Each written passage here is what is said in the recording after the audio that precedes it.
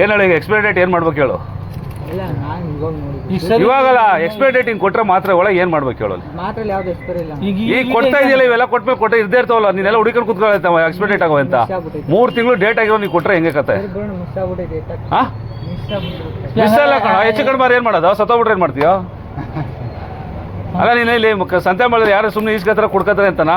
ಇಸ್ಕಮ್ಮ ಮತ್ತೆ expiry date ಆಗಿ ಹೆಂಗೆ ಕೊಟ್ಟೆ ನೀನು ಮತ್ತೆ?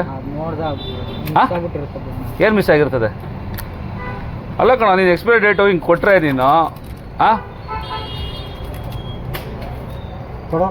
ನೋಡಲ್ಲ ಕೊಡೋದು ಪೇಪರ್ ಚೆನ್ನಾಗಿ ಹಾಂ ನೋಡಲಿಲ್ಲ ಎಲ್ಲ ಅವನೇ ಫೋನ್ ಮಾಡಿ. ಅಲ್ಲ ರೀ, ನೀನು ಹಿಂಗೆ ಕೊಟ್ಟರೆ ಯಾವ ಥರ ಎಕ್ಸ್ಪೈರಿ ಡೇಟ್ ಇತ್ತು ಎಷ್ಟು? ಹಾಂ 3 ತಿಂಗಳಿಗೆ ಹೋಯ್ತದು.